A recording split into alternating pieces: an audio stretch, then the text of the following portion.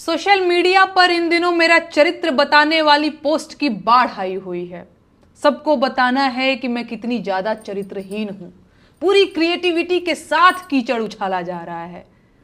Edited तस्वीरों का पूरा एल्बम घूम रहा है और एडिटेड फोन कॉल से लेकर अफवाहों तक का बाजार खूब गर्म है। कुल मिलाकर सबको मजा आ रहा है।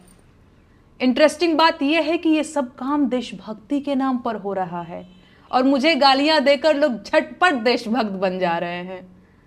अगर मैं इस प्रोसेस को न समझ रही होती तो मैं जरूर परेशान हो जाती, कमजोर पड़ जाती, टूट जाती।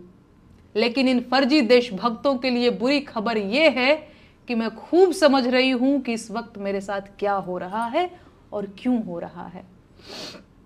मैं इस सरकार से सवाल पूछ रही हूं, लेकिन सरकार के पास मेरे सवालों का कोई जवाब नहीं है, तो बदले में मुझे गालियां दिलवाई जा रही हैं।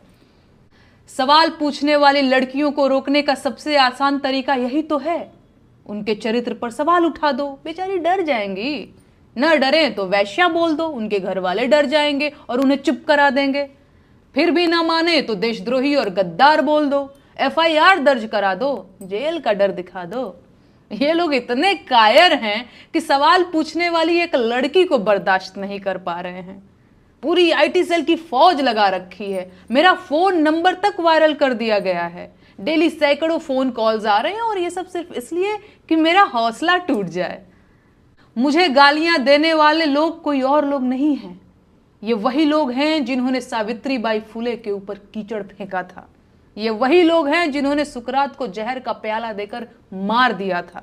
ये वही लोग हैं जिन्होंने ब्रूनो को सच बोलने के लिए जिंदा जला दिया था। ये वही लोग हैं जिन्होंने मीराबाई राठौर को जहर देकर मारने की कोशिश की थी। ये वही लोग हैं जिन्होंने माता सीता को अग्नि परीक्षा देने के लिए मजबूर कर दिया था। ऐसे मूर्ख और धूर्त हर युग हर जमाने में हुए हैं और मैं इस परिदृश्य को बहुत कायदे से समझ रही हूं।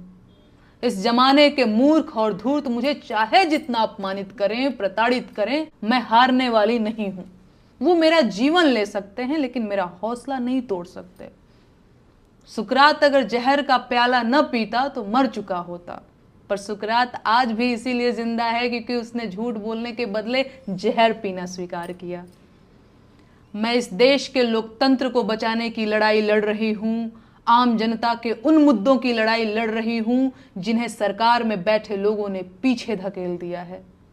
इस देश की जनता को रोजगार चाहिए सर, महंगाई से छुटकारा चाहिए, अच्छे स्कूल और अच्छे अस्पताल चाहिए, अस्पतालों में डॉक्टर और स्कूलों में शिक्षक चाहिए। आम जनता को हिंदू मुसलमान और मंदिर मस्जिद के झगड़े नहीं चाहिए। लेकिन इस सरकार ने आम जनता को सिवाय झगड़ों के और कुछ नहीं दिया है। सरकार इस देश को कमजोर कर रही है और मैं ये होने नहीं दूंगी। ये देश इस सरकार की जागीर नहीं है और प्रधानमंत्री देश के मालिक नहीं हैं। मैं ये बात 1000 बार बोलूंगी, फिर चाहे इसके लिए मुझे जहर का प्याला ही क्यों न पीना पड़े। इस देश के हाकिम को पता होना चाहिए कि मैं सिकंदर लोदी से नहीं डरती हूं।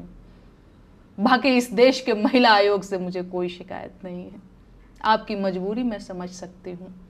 भाजपा के नेता महिलाओं पर जिस मुखरता से बयान दे रहे हैं उसे देखकर मैं आपकी हालत का अंदाजा लगा पा रही हूं। तो आप लोग अपना ख्याल रखिए। नमस्ते जीजी।